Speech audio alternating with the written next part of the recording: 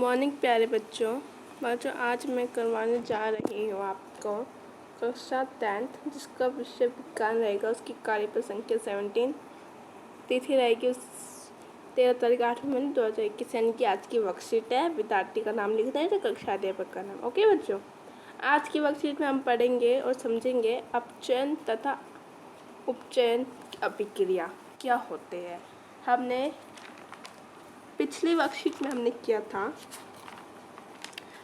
रासायनिक अभिक्रिया एवं उनके समीकरण के बारे में पढ़ा था।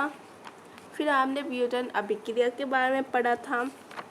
फिर हमने किया था विस्थापन तथा ध्रुवीस्थापन रासायनिक अभिक्रिया। आज हम पढ़ेंगे अपचयन तथा उपचयन अभिक्रिया क्या होते हैं, उनके बारे में समझेंगे। ठीक है, तो हम देखो अपचयन अभिक्रिया क्या होता है हमारे, देखना।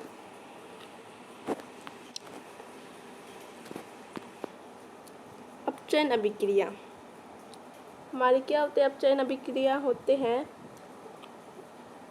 अभिक्रिया के समय जब किसी पदार्थ में ऑक्सीजन की वृद्धि या हाइड्रोजन का ह्रास होता है। उदाहरण के लिए 2CuO plus O2 equal 2CuO काले रंग का पदार्थ। इस अभिक्रिया में कॉपर ऑक्सीजन ग्रहण करता है और कॉपर ऑक्साइड बनाता है, जैसे कॉपर का चयन हुआ Mg प्लस O2 2MgO। ठीक है, इस अभिक्रिया में मैग्नीशियम ऑक्सीजन प्राप्त करता है तथा मैग्नीशियम ऑक्साइड बनाता है।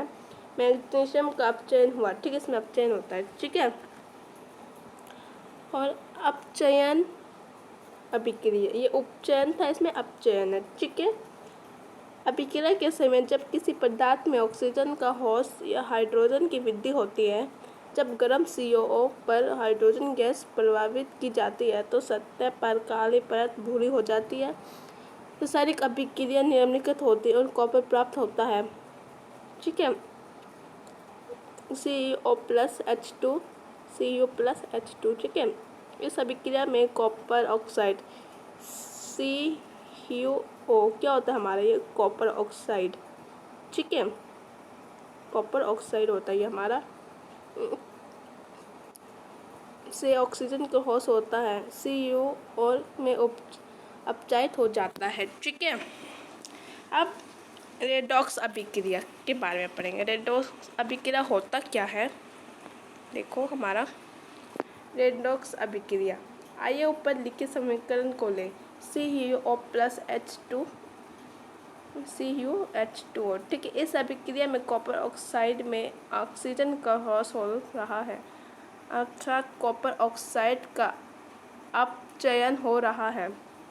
हाइड्रोजन में ऑक्सीजन की वृद्धि हो रही है, चौथे हाइड्रोजन अपचयित होकर जल बना रहा है। दूसरे शब्दों में एक अभिकारक उपचयित हो जाता है जबकि दूसरा अभिक्रिया के दौरान अपचयित हो जाता है। ऐसी अभिक्रिया को अपचयन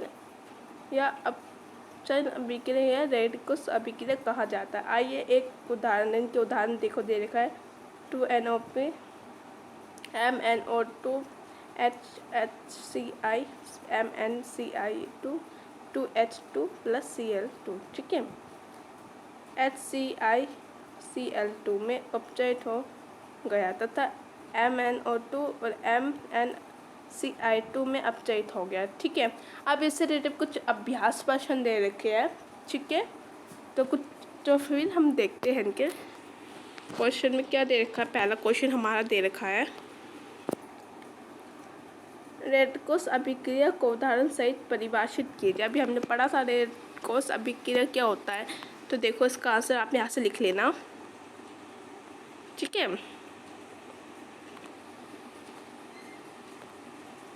देखो एक अभिकारक उपचयित हो जाता है जबकि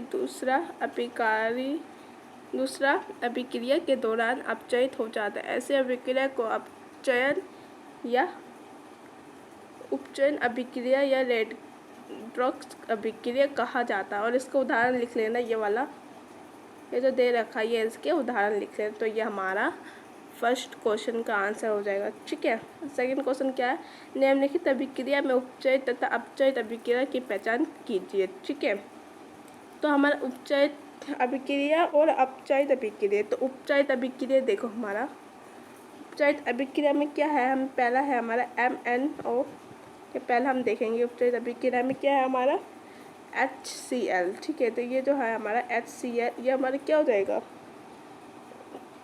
HCl हमारा हो जाएगा अपचयित, ठीक है, उपचयित हो जाएगा HCl, ठीक है बच्चों। HCl उपचयित हो जाएगा और अपचयित क्या हो जाएगा हमारा, अपचयित हो जाएगा MnO2, ठीक है। तो हमारे ये हमारे क्या हो जाएगा, ये हमारा हो जाएगा ये अपचयित, ठीक है। नहीं तो आप ऐसे भी लिख सकते हो, अपचयित लिख के आप ऐसे लिख लेना, नहीं तो ऐसे लिख सकते हो अपचयित लिख के, फिर हम लिख लेंगे क्या HCl, हम वो किस में बदलते हैं Cl2 में, ठीक है। और इसका देखें ना Mg का हमारे क्या ऐसे भी, फिर Mmg का इस तरह ऐसे भी लिख सकते हो हमारा MnO2, ये हमारे किस में बदलते हैं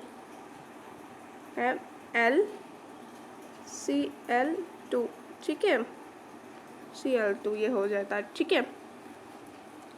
अब सेकंड पॉइंट में CuO+H2, ये इसका देखो हमारा, तो इसका हमारा H2 हमारे क्या हो जाएगा H2 हो जाएगा अपचयित, H2 का अपचयित माने हो जाएगा H2 लिख लेना, फिर H2O, ठीक है, ये हमारा हो जाएगा। और फिर CuO, ये हमारा हो जाएगा उपचयित का, ठीक है,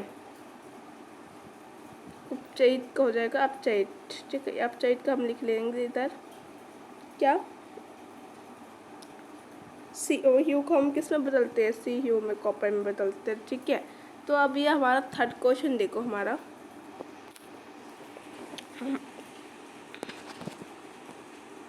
देखो थर्ड क्वेश्चन देखो हमारा, थर्ड क्वेश्चन में क्या दे रखा है हमें, थर्ड क्वेश्चन में हमें दे रखा है सही विकल्प चुने, ठीक है।